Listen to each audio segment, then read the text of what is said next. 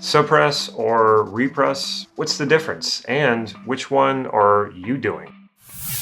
So what are repressed emotions? Well, I already did a video on that, and I will link it to this video so that you can get a good understanding of what repressed emotions are. They're basically the emotions that you don't even know, that are not being dealt with, that are not being processed and allowed to sort of dissipate and move on. Suppressed emotions are the ones that we are actively, consciously trying to get rid of. We're actively, consciously suppressing them. We know that they're there, but we don't want to deal with them. Think about it in terms of, it's more like I'll deal with that later, or I don't want to deal with that at all. So anytime it comes up, I just push it away because it doesn't feel good. So suppressed is a conscious desire to push uncomfortable or negative or painful feelings away from you. Repressed is when you don't even know that they've been suppressed. It's sort of like it's been repressed to the point where you're not even consciously aware of it anymore. But before I get into this, if you find yourself liking this video, make sure you give it a thumbs up and make sure you subscribe by clicking that subscribe button and hitting the bell so that you'll be notified when I put new videos out. So why do we suppress emotions, and how does this affect us? It affects us very much the same way that repressed emotions do. Just because we're suppressing it doesn't mean that it's not affecting us. So we might feel some sort of negative, painful, uncomfortable emotion and we push it away. And we're hardwired to do this. Like, this is one of the most natural, normal things that we do. Not that it's good, not that we want to do it, but it is normal. It is natural for us to do this because we are hardwired to move away from pain. I've said this many times. If you touch a hot stove, you're going to yank your hand back really, really fast. And this is for survival. And you're going to be very cautious when you're around a stove again. Not that you're going to be petrified and you're not going to even touch it. Most people don't go that far, but you're going to be cautious around it because you've had a negative experience. You have that conditioning of pain. And so the same thing happens with emotional pain. The problem is that we can't get away from it. It's happening inside of us, but that doesn't stop us from trying. And we will try to get away from anything that's uncomfortable, that is painful, that is negative for the sake of our survival. The problem is that it doesn't seem like evolution has taught us very well how to deal with emotions. Emotions don't function the same way as a hot stove. A hot stove we can get away from. There's no problem with that. But when these emotions are happening inside of us, we will actually try to split ourselves and push one part of ourselves, the part of us that's feeling the pain, or the part of us that feels like that is creating the source of the pain. We will try to push that away. And one way that we do that is by suppressing it. And you might already know this. You might know that you're suppressing certain feelings, and you might already know that it's not a good thing to do that, because just because you're suppressing them, just because you're not consciously dealing with them, doesn't mean that they're not holding you back and limiting you in some way or affecting you in some way. And a lot of you have been around the block long enough to know that it's not good to suppress emotions, but what you might be telling yourself is, I will deal with that later. I will put that off until later. Now is not a good time. And it's amazing that we're able to do this. Like, if we were injured physically somehow, we can't simply say, I'll deal with that pain later. That pain is happening, whether you like it or not. So you sort of have to deal with it. But emotional pain, we can sort of suppress and push the pain away and even tell ourselves we're going to deal with it at a different time. And this can actually serve us quite well. For instance, maybe we're in a professional setting and somebody says something that hurts our feelings. And it is not a good time to be vulnerable. Sometimes it is a good time to be vulnerable, but maybe this situation, it's not. And so you have to sort of hold it in. You sort of have to suppress it until you get out of that situation. Maybe making yourself vulnerable in that situation would look like weakness to somebody. And in that professional setting, you might lose out on some opportunity. Therefore, you've got to hold it together until you can go to a different place, somewhere else where you're safe, and then allow those feelings to come out, allow yourself to express those feelings. So the ability to suppress emotions is not a bad thing. We want to be able to do that. Sometimes it's just not the right time to express an emotion. The same thing goes with anger. You know, if you're in a situation, somebody makes you angry, I wouldn't say that all the time it's a bad idea to express that emotion. Sometimes it actually is good. That sometimes people need to know that they made you angry, so that you can set that boundary and, you know, draw that line and let them know that, hey, this is okay. This is not okay. You've gone too far. But there are definitely other times where you might realize that the emotion, the anger, is it's not really applicable. Like, we get triggered all the time with anger when it's something that's deep rooted inside of us that's connected to something else. It's a trigger, and it's not really suitable. It's not appropriate to express that anger. So we hold on to it, we suppress it in the moment, but we got to deal with it at some point.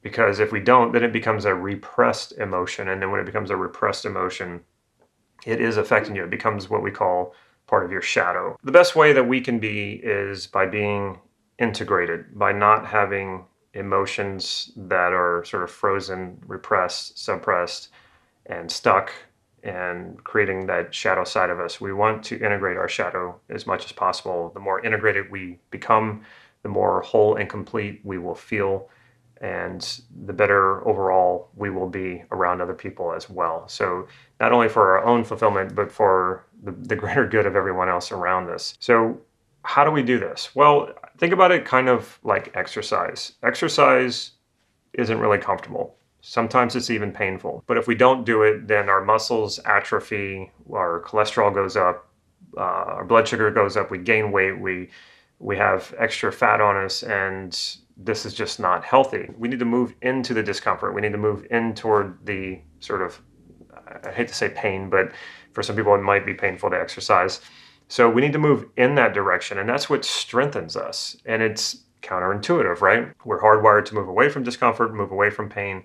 But actually what exercise is sort of moving in that direction. But here's the thing, just like exercise is for the body, the same is for the mind. What strengthens the body will also strengthen the mind. So if you're willing to take these emotions on that you're suppressing and deal with them, which might be painful for a moment, in the long run, it's a lot less painful than sort of cultivating the shadow side of yourself and then having to deal with that. So just like your body, your mind strengthens when you allow these feelings to be there. And even better if you express them. Here's the other thing too.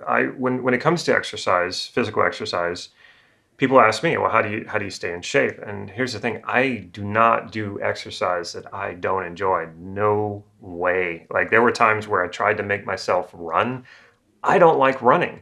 So why would I put myself through that? Why would I put myself through that pain to get healthy? There are so many things that I love doing that would be considered exercise. It is exercise, but I don't think about it that way because I'm too busy enjoying myself, like yoga, like Brazilian Jiu-Jitsu. I also love taking walks. So it's a matter of finding what is it that you really enjoy that takes your mind off the fact that, well, that you're even exercising. It takes your mind off the fact that it might be a little uncomfortable, even painful at times. The mind is the same way. Your feelings are the same way. Think about some of the greatest artworks ever.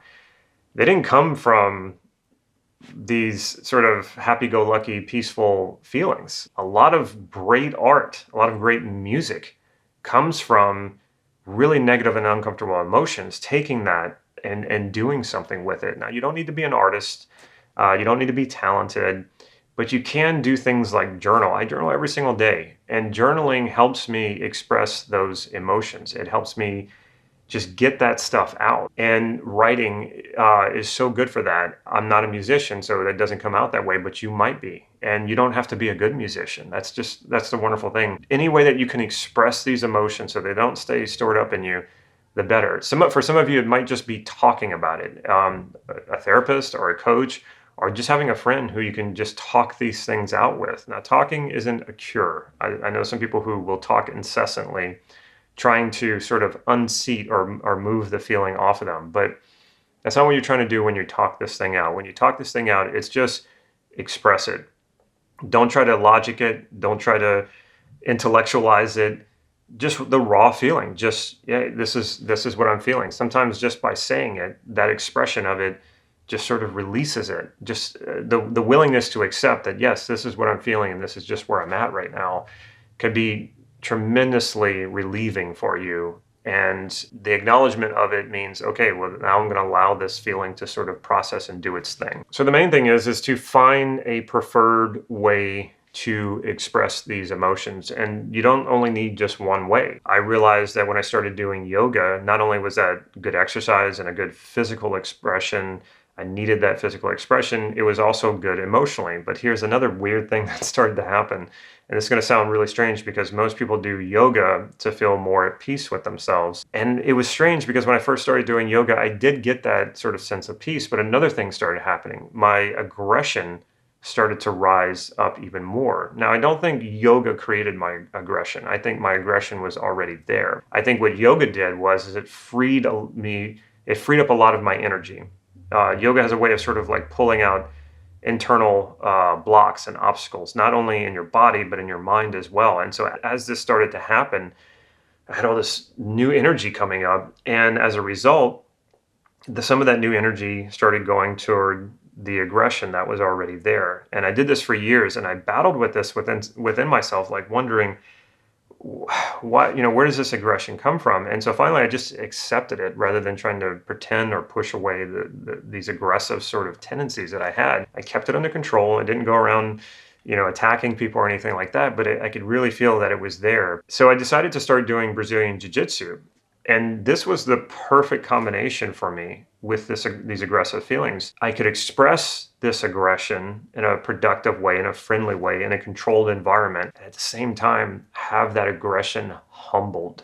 Because one thing is for certain, there's always somebody better than you. And when you get on the mat and you start grappling, well, of course, in the beginning, there were many people who were better than me. And so I got the expression of the aggression, but I also got it humbled. I got it put into its proper place. I could leave it all on the mat and walk out of there feeling great. And that I expressed it and I humbled it all at the same time. You can have a lot of fun with this. You can have a lot of fun with discovering the different ways that you can express, possibly even humble, your emotions and your feelings so that you're not suppressing them. It's great to have a regular practice of this. So it's not like, oh yeah, there's that feeling. I can't really deal with it now. I need to sort of schedule time to do something to deal with this suppressed emotion. That can work, but it's more likely you're going to keep suppressing that. It's more likely you're going to keep putting that off. Whereas if you have a regular practice that deals with this as the emotions come up, you just deal with it because you have a regular, hopefully daily practice or some sort of regular practice. Even if that's once a week, you have a way of dealing with this. So it doesn't get stored up. And that's what happens. Like if we don't express these emotions, if we don't give them, we don't accept them and we don't let them process, it starts to build up inside of us. It starts to become like poison and it really starts to hold us back. It makes us sour. It makes us closed off to the rest of the world. It makes us just not want to feel anything because if I have to feel anything, then I might have to then feel those emotions that I keep suppressing. So find a regular practice. And NLP was also very helpful with this too. If I spent time and worked on myself every single day, well, as these feelings would come up, I would say, okay, well, now I've got something else to work on. I've got something else that I can take an NLP process and apply it to. So make sure you have some sort of practice. I think it's great if you have both a physical and some sort of mental practice. If you're doing both at the same time, it's a good chance you're really covering these things, and never push away the emotion. I mean, maybe in the moment, like I said, you have to suppress it until you can work at it later. But in those times that you're doing whatever your practices are, it's not like, oh, I need to push this feeling aside so I can go and do this. No, it's like, this is the time. This is the time for you. This is the time to express that. So let that come out. And if it's music or it's writing or running, let that feeling come out. Process it as you're doing those things. Put that into what it is that you're doing. Chances are it will make it even better because those emotions in their raw form are really powerful energy. If you're willing to harness it, use it, and the more you do that, the more you use it, the more you harness it, the better you will become at expressing it in some form that could be extremely productive or even quite beautiful. If you're considering starting a practice of any kind and you would like to incorporate your emotions, which I hope you do because it just makes whatever you do so much more powerful. One of the things that you have to watch out for is trying to impose willpower and self-discipline on yourself. I find this a lot when people get into something new. They start thinking, I got to be disciplined, I got to be rigid, I got to, focus on this thing.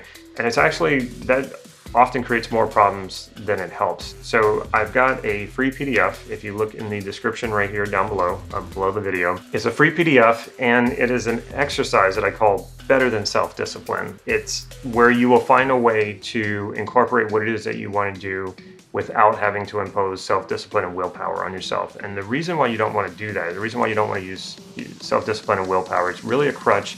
It is finite, it will run out. It's like a muscle, it only has so much that it can do. And also it implies that you're fighting against yourself, which would then be a suppressed emotion. So when you think of, I gotta discipline myself, you're really fighting against yourself, and it's completely unnecessary. So check this out, walk through the exercise, apply it to whatever it is that you want to do, and I assure you it will make things a lot easier. If you like this video, make sure you give it a thumbs up, and if you haven't already, make sure you click that subscribe button and click the bell so you'll be notified when I put new videos out, which tends to be every Wednesday and every Saturday.